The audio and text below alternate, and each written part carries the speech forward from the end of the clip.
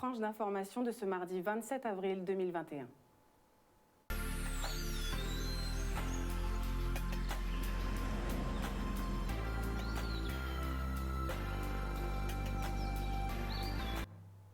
Les titres de votre journal de ce soir. L'UGTG annonce que le défilé du 1er mai...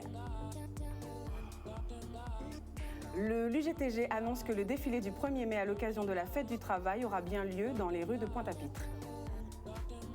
Jocelyn Sapoti, président de l'Association des maires, nous présente les mesures prises par les maires face aux nouvelles restrictions liées au Covid-19. Enfin, dès le plus jeune âge, nos écoliers sont sensibilisés aux nécessités du recyclage par l'association Bulle Bleue. Social. Depuis 8 semaines maintenant, certains employés du pôle administratif de la mairie du Gosier sont en grève. Mobilisés pour obtenir gain de cause lors des négociations avec le maire Cédric Cornet, les grévistes passent à une vitesse supérieure en bloquant certains axes routiers de la municipalité. Farnou François, secrétaire général de l'UGTG à la mairie du Gosier, s'explique au micro d'Olivier Félix. Effectivement, quand 8 semaines nous attendons, et M. Kadé toujours même bien là. Toute population là, toute Guadeloupe, 8 semaines, nous disons gentiment, posément. Mais nous, quand nous comptons que là, il n'y a rien à foutre des personnels. Seul bidon qu'on fait, c'est pas braser. Pendant nous attendons, pendant qu'on a dit que nous rencontrons les 7, depuis les 7, nous pouvons rien bailler jusqu'à présent. Et nous avons dit aussi d'arrêter de faire des informations et qu'elle aille négocier. Matin, midi, soir, juif, nous là, c'est nous attendons. Donc si vous la partie pour pédirer, c'est là qu'ils ont d'avoir ça et nous là nous attendons patiemment. Mais comme d'habitude, tout le monde qui regarde les réseaux sociaux, il y a quelque chose de la musique à Bitin, des mecs à d'autres Bitin, et que monsieur André Saïd a dit que c'est des mains, ça varie du tout à rien. Et là, on reste regarder bien André Saïd dit que c'est toujours même bien là. Là, il a dit comme ça antérieurement, qu'il est capable de nous rendre compte, ça s'était parlé, ça s'était pas boisé. Mais là, on voit des cabines devant la mairie, ils vident. Nous faisons comprendre de dire que les points que nous n'y avons réveillés, c'est d'une grande importance et ça n'y a un coup. Ils viennent côté nous, ils nous consacrent pareil. Là, on voit le premier point là, il commence à mettre mes têtes, il dit, il ne pas comprendre qu'il y a derrière ça. Et il dit nous comme ça qu'il y a un coup, est-ce que nous pouvons bailler en faveur? Nous disons comme ça, nous pouvons dire comme ça que tu as fait payer un seul coup. Mais c'est une bidée à faire, ça a engendré l'argent et nous pouvons mettre en place un plan pluriannuel. Et jusqu'à présent, il a refusé parce que pour il n'y a pas à payer des rappels, même si nous disons comme ça que nous pouvons prendre des solutions éveillées, il n'y a pas tant de hack par rapport à ça. L'IAL a dit comme ça, comme nous pas d'accord éveil, il faut que nous éveillons l'affrontement. Nous disons comme on veut l'affrontement, eh bien nous là nous gardons nous. En complément, nous avons interviewé Nestorius Favel sur la position du syndicat quant à l'évolution des mesures prises dans ce contexte de pandémie. Interview au micro d'Olivier Félix. Confinement en Guadeloupe, mais un travail autorisé et là où en grève ou en situation de travail, ça veut dire que nous avons droit de grève ou nous avons droit de travail. Nous devons poursuivre, nous devons respecter toutes les mesures qu'il faut et tout le piquet nous maintenu, puisqu'il faut dire aussi que nous sommes en train de faire l'eau effort aussi, hein, nous avons fait des échanges, nous faisons proposition, si le premier point là, il était bloqué là, et nous remettons aussi à un groupe de mecs qui nous travaillons avec, et voilà, c'est fait passer pour les autres, et pour vrai, si nous arrivons en bitin. Donc il n'est pas question que nous suspendons grève, nous pas ni pour un protocole de suspension, nous pas ni protocole de fin de conflit, grève nous va continuer, et nous sûrs et certains que revendication nous, et qui est passé puisque nous, c'est une revendication qui est juste et légitime, il y a tout qu'à reconnaître que nous avons raison, mais certainement une problème de méthode, parce qu'il y a dit oui ou une raison, nous qui appliquer alors que nous voulons un accord, nous avons rappelé son accord cadre nous voulons pourquoi, de façon à ce que nous servons toute collectivité rentrer là-dedans, et nous allons poursuivre, nous allons continuer le travail là, et donc nous pouvons rétuler, même si nous sommes en confinement, nous allons poursuivre, nous allons organiser nous, et les piquets bien placés, nous allons respecter la loi, et le combat là va continuer. Après les discussions avec une des maires, nous avons l'impression, et c'est ça que les maires ont pensé, par exemple, là, ils ont appliqué à Villa, ils ont régularisé la situation administrative à gens là, ils ont pensé que si tu as 5 ans rappel, que nous avons exigé de payer 5 ans rappel tout de suite, alors que ce n'est pas ça, nous pas dit ça à aucun moment.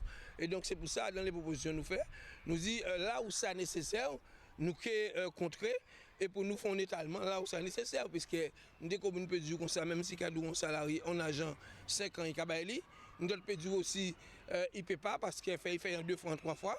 Et donc nous sommes à l'écoute à tout le monde et en fonction de la situation financière à chaque monde, nous avons qui gens nous étaler les rappels. Ça qui est important pour nous, c'est vrai que la question de rappel, c'est sa collectivité la qui travailler là, mais c'est surtout les agents ni changement de grade, ça qui permet de passer un examen, passer un concours, il y a les conditions pour. C'est surtout pour ça nous et aussi les gens qui sont partis à la retraite.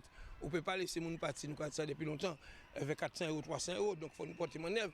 Là, après, nous découvrons des gens qui ont touché 18 heures par semaine, qui ont fait 72 heures par mois. 72 heures par mois, c'est 2 semaines en 35 heures. Vous pouvez bien comprendre, nous ça, c'est 700 € qui ont touché. Là, ils partent à la retraite, ils ne partent rien. C'est ça nous demander, c'est pour ça que nous pouvons arrêter, puisque nous, mobilisation là, revendication là est juste légitime. Maintenant, je comprends, mais certainement, ils ont buté sur la méthodologie. Nous devons méthode et nous devons avancer, c'est ça. Le président de l'Association des maires, Jocelyn Sapoti, fait un point sur les nouvelles restrictions liées à la pandémie. Il nous présente les dispositions prises par la majorité des maires face à la situation. Interview au micro de Maxime Morel. Par rapport aux mesures qui sont prises dans le cadre, bien sûr, de la lutte contre la Covid-19, nous les maires, nous nous sommes réunis en visio, dans une forme d'assemblée générale, pour en discuter. Et à l'unanimité, les maires, nous étions d'accord pour passer à des mesures beaucoup plus restrictives. Et ça correspond effectivement à notre demande aujourd'hui, qui est de confiner dans un esprit où on permet encore aux Guadeloupéens de pouvoir vaquer à quelques occupations. Et on permet aux écoles de fonctionner. On a beaucoup discuté de ce sujet-là. Là-dessus, les avis étaient partagés. Il y a certains commerces qui fonctionnent et c'est tant mieux. Il y a quelques activités qui continuent à fonctionner, c'est tant mieux. Tant qu'on pourra trouver l'équilibre, on essaiera de le faire. Ce qui nous permet de placer le curseur un peu plus vers la restriction, un peu plus vers la liberté, c'est surtout notre capacité à l'hôpital de faire face au nombre de personnes en réanimation et en situation de grande difficulté. Aujourd'hui, notre hôpital est saturé. On ne va pas attendre effectivement que l'hôpital soit obligé de trier les gens pour savoir qui on soigne, qui on ne va pas soigner. Donc pour nous, c'est quand même un indicateur important, et c'était l'indicateur le plus important. Face à ces mesures, comment s'adaptent les mairies? Les mairies aujourd'hui travaillent, mais ne travaillent pas de la même manière qu'on travaillerait hors période de confinement. Donc on essaie de réduire le nombre de personnes dans les espaces, donc de faire en sorte que les équipes soient des équipes diminuées. On s'est organisé pour que les gens ne se regroupent pas à l'heure du déjeuner. Donc on fait une vacation unique pour permettre aux gens effectivement de déjeuner chez eux. Et puis surtout, on met à disposition du personnel tout ce qu'il faut en matière d'hygiène, de santé et de respect des gestes barrières, donc gel hydroalcoolique, masque et tout ce qui s'ensuit. Ce matin, l'UGTG tenait une conférence de presse dans ses locaux à l'assainissement afin de nous présenter leur programme d'intervention à l'occasion de la fête du travail, le samedi 1er mai prochain. Elie Domota, secrétaire général de l'UGTG, nous explique tout cela au micro de Stanley Manicor. De toute façon, que ni crainte, parce qu'il y a ni démoni qui vini, mais ça nous a dit, premièrement, les manifestations revendicatives comme 1er mai, ça fait partie des manifestations autorisées qui ont pu venir. Donc, c'est mon qui peut récupérer attestation de déplacement dérogatoire. En laisse citer les syndicats, ils peuvent récupérer sur les réseaux sociaux, en laisse citer la préfecture. Et en plus, nous, les syndicats, nous avons fait un justificatif de déplacement aussi pour y aller en 1er mai. Si les autorités sanitaires et politiques prennent les mesures qu'il faut depuis février 2020 pour contrôler les ports et les aéroports, nous ne sommes pas en situation là. Ça. Si ils ont renforcé les services publics, nous ne sommes pas en situation là. Ça. Si au mois d'août, septembre et octobre, ils ont fait en sorte de contrôler les arrivées au port et à l'aéroport. Ils ont renforcé, ils ont mis en place les mesures et les traitements sanitaires qu'il faut. Nous ne sommes pas en situation là. Ça. Nous avons marché en la rue pour nous dire à la face du patronat, à la face à l'État, mais singulièrement face à tout travailleur et peuple Guadeloupe, en nous mettre nous debout pour nous défendre droit et intérêt en nous et particulièrement pour nous défendre le droit à la vie. Tout ça yo qu'a fait aujourd'hui là, c'est pour restreindre liberté en nous, restreindre pensée en nous, restreindre réflexion en nous, restreindre action en nous et faire de nous des moutons qui vont conduire à l'abattoir. Et c'est pour ça que nous, à la FSU, nous appelons avec l'ensemble des organisations syndicales à manifester le 1er mai, parce que si nous ne sommes pas dans la rue pour dénoncer ces éléments-là, comme d'habitude, nous aurons un État qui ne fera rien, nous aurons des collectivités territoriales qui vont se cacher et il faut absolument que toute la population, que les enseignants viennent dans la rue, bien sûr avec les gestes barrières, et faire de telle façon que nous puissions peser lourdement sur les futures décisions qui seront prises pour permettre à l'école de fonctionner normalement. L'école, l'université, ça y a passé à Marie-Galante. Nous soulignons aussi, où j'ai l'hôpital là qui est quasiment fermé, où ni l'usine là qui est en très grande difficulté, où ni un certain nombre de services publics qui a fini, qui a disparu. Donc je dis là véritablement, Marie-Galante en danger, travailler Marie-Galante en danger, peuple Marie-Galante en danger. Donc l'ensemble des organisations syndicales qui là, nous solidaires de ça qui a passé, mais surtout de combat à aller travailler, mais surtout nous avons voir qui initiative que nous prenons ensemble pour nous porter contribution à nous, à la défense, à droit et intérêt à travailler peuple Marie-Galante. L'association Casa Recycle, le RSMA et la Marina de Bas-du-Fort se sont unis afin de mener à bien un projet d'écologie marine permettant d'évaluer entre autres le niveau de pollution des eaux de Pointe-à-Pitre.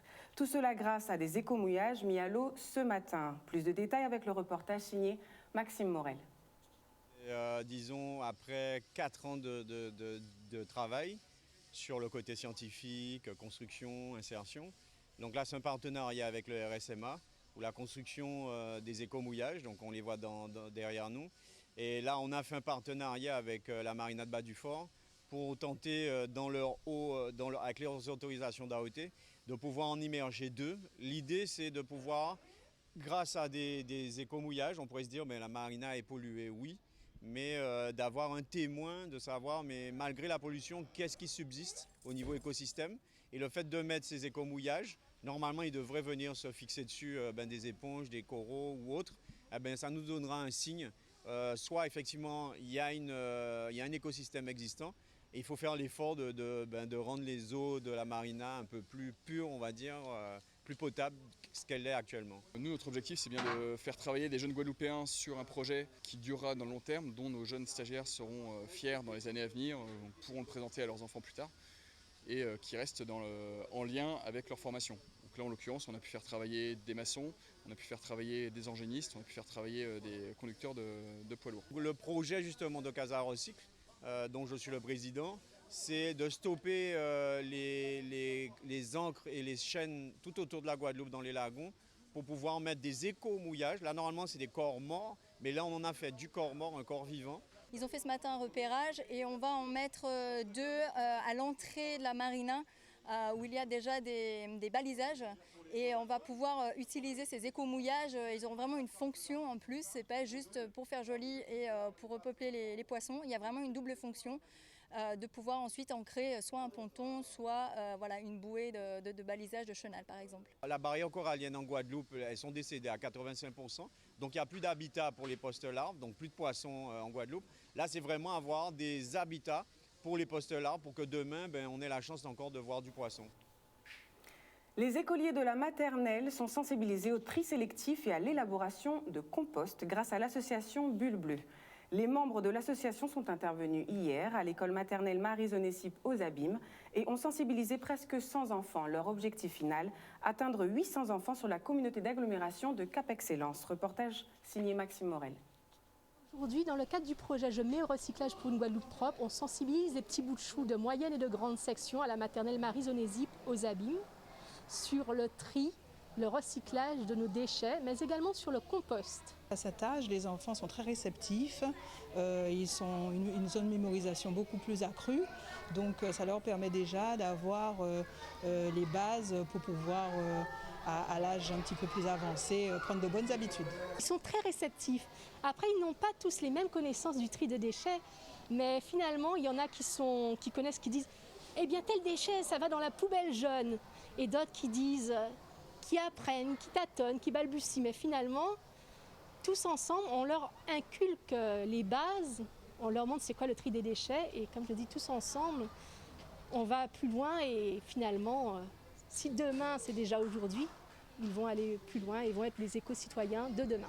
Alors c'est en vert, c'est ça. Et ça va dans la poubelle. Voilà. ça aide aussi effectivement à sensibiliser les parents, à les obliger, entre guillemets, je dirais, à prendre de meilleures habitudes au niveau du tri sélectif et organiser le tri à la maison de manière beaucoup plus sérieuse, je dirais. C'est très important pour nous qu'ils puissent comprendre les enjeux de leur pays, de leur territoire où ils vivent, parce que les déchets, c'est un fléau mondial, mais surtout en Guadeloupe. Je trouve effectivement qu'à ce jour, ce n'est pas assez développé. Les gens continuent à jeter un petit peu leurs déchets n'importe comment. Et le fait de sensibiliser les enfants, surtout à cet âge-là, permet justement d'élargir un petit peu ce système-là et de manière à ce que les parents et les adultes prennent de meilleures habitudes. Pouvoir être sensibilisé et sensibiliser son entourage, c'est un petit peu leur mission d'aujourd'hui, mais de demain aussi. Histoire en chemin est le nom du projet culturel mis en place par la ville de Sainte-Anne, l'ARS et la maison d'édition Neg-Mahon afin de déstigmatiser la lecture et l'intérêt pour la culture auprès des écoliers. L'auteur jeunesse Muriel Duriveri et Thierry Bergame, illustrateurs de bandes dessinées et d'albums jeunesse, ont également contribué à la mise en œuvre du projet. Regardons tout de suite le reportage signé Stanley Manicor. Un petit. Et le musclé ou il est gros?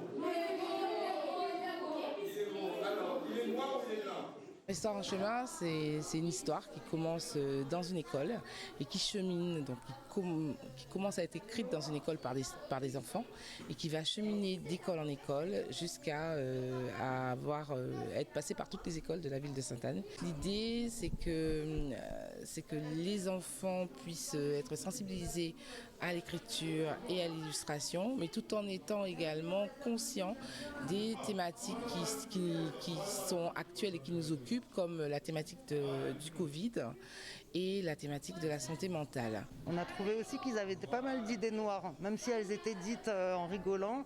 Ça parlait beaucoup de mort, dans les idées de fin, c'était limite tout le monde meurt à la fin.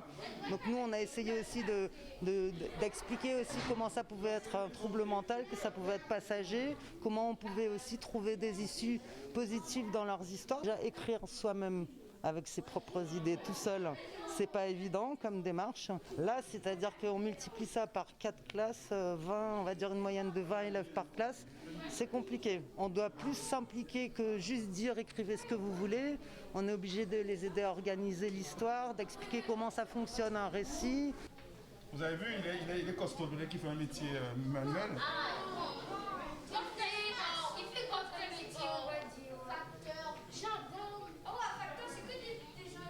L'idée, c'est de leur faciliter une connaissance par rapport à leur travail par l'illustration et le dessin. Donc, à chaque fois qu'ils brassent des idées ou qu'ils énumèrent des pensées, on essaie de mettre tout de suite au tableau pour pouvoir leur permettre de travailler sur ça.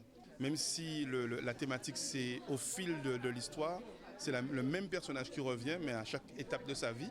Donc, à chaque fois, on essaie de s'adapter à chaque classe et à trouver des histoires différentes.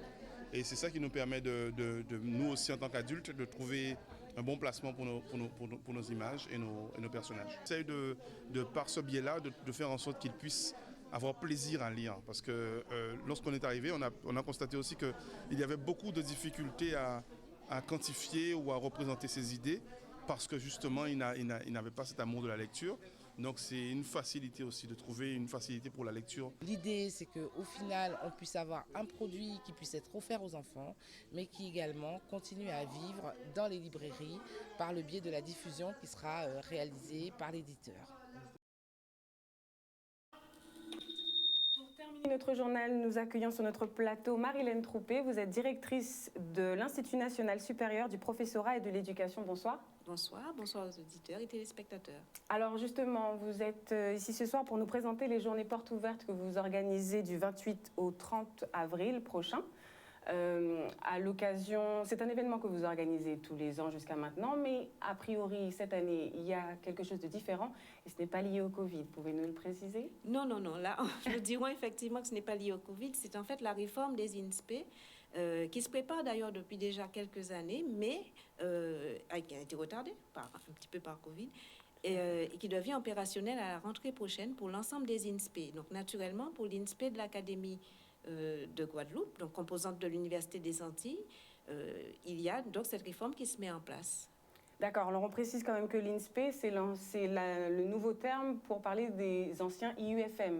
C'est ça, c'est vrai que quand on dit IUFM, ça parle beaucoup plus souvent, mais le terme actuel, c'est INSPE. Entre les deux, il y a eu des USP. C'est le lieu de formation, je dirais, des personnels de l'éducation et de la formation de manière générale. D'accord. Et donc, à l'occasion de ces journées portes ouvertes, comme vous le disiez, vous allez présenter vos formations, enfin le contenu des différents programmes proposés par votre organisme. Mais au-delà de ça, vous disiez qu'il y a une réforme. En quoi consiste cette réforme? Alors, cette réforme, en fait, elle est à présenter, je dirais, sous plusieurs angles. L'angle formation en lui-même, au sens où le contenu des différents masters qui composent l'offre de formation et d'autres formations de type continu que nous proposerons aussi, connaît un cadrage qui est différent. C'est un cadrage national pour 3 dimensions sur les 4. Les apprenants, on va le dire comme ça, les étudiants auront des statuts différents. Le concours passe de la première année de formation à la deuxième année de formation, c'est-à-dire au niveau Master 2. L'équipe pédagogique va être constituée différemment aussi d'un point de vue national. Notre partenaire institutionnel, je dirais, qu'est l'Académie, avec laquelle nous avons de très bons contacts, va avoir une part plus importante. C'est ce qu'on appelle en fait les personnels dits de terrain. L'idée est que, puisque nous formons des personnels qui vont être au sein des académies, pas forcément de l'Académie de Guadeloupe, mais ça peut être d'autres académies, que nous ayons davantage en fait de liaison dans la manière de construire l'offre de formation et d'expliquer aux étudiants ce qu'ils vont être comme enseignants demain. Dans ce processus, bien évidemment, la recherche n'est pas en reste. Je l'ai dit, nous sommes une composante universitaire et à ce titre, il est important que nous trouvions une part suffisante, je dirais, pour la recherche, que les candidats aient l'intention ou pas de se vouer en fait à une action de recherche. J'utilise souvent le mot innovation. Quand on parle d'innovation, quelque part, on est dans la création. Tout à fait. Et puis le principe même d'une réforme, c'est quelque chose de nouveau. Tout à fait. Alors, on précise aussi, vous parlez de terrain, le fait que ceux qui sont en Master 2, en deuxième année, seront alternants. Alors, c'est un des aspects de la réforme, effectivement. Non seulement le concours va être positionné en deuxième année de Master, mais l'étudiant de Master 2 aura le statut d'alternant. Et cette alternance, à nouveau, nous rapproche, je dirais, de l'académie, puisque naturellement, on dit que c'est le berceau, en fait, le berceau de contrat est mis à disposition par l'académie, qui est notre partenaire institutionnel. Et puis, sur le principe, il sera amené à découvrir vraiment sur le terrain sa future activité. Tout à fait. La découverte se fait déjà au niveau... au Master 1, ou en première année de Master. Elle va être continuée avec une plus grande importance, je dirais, pour utiliser des termes relativement simples. En deuxième année, l'alternance va plus les amener à être en responsabilité face aux élèves. D'accord. Et en interne, si je puis dire, au point de vue administratif, au niveau de l'Institut national supérieur du professorat et de l'éducation, comment vous vivez cette réforme ? Il est vrai qu'elle était inquiétante à un certain moment. Alors, je ne vais peut-être pas rentrer dans tous les détails, mais chaque fois qu'il y a de la nouveauté, il y a les accords, il y a les désaccords, je pense qu'il faut oser le dire, mais on essaie quand même de rassurer tant le personnel que les étudiants sur la mise en œuvre.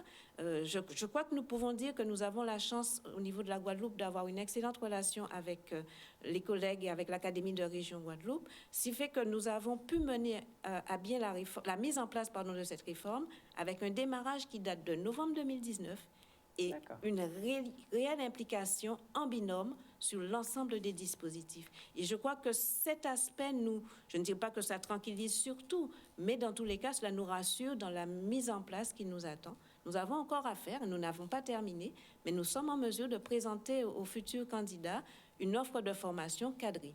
Très bien. Alors, pour finir, rapidement, du 28 au 30 avril, quel est le programme exactement? Comment vous recevrez les personnes intéressées? Alors, c'est une réception virtuelle, naturellement, puisque les conditions sont ce qu'elles sont. Mais j'ai presque envie de dire que nous nous sommes un petit peu tâtés déjà l'an dernier. Nous y avions pensé. Et là, ça a été naturel qu'il en soit ainsi. Donc, les 4 mentions, je dirais, qui concernent le premier degré, quand on dit cela, les gens comprennent, le second degré, le métier de CPE aussi, donc la mention encadrement éducatif, et une quatrième mention qui est un petit peu différente des autres, pratique et ingénierie de la formation. Ces 4 mentions seront présentées, mais nous avons des partenaires qui sont présents et qui sont présents parce que naturellement nous travaillons régulièrement avec eux, mais aussi parce que de par leurs activités, il y a une liaison autour de l'éducation.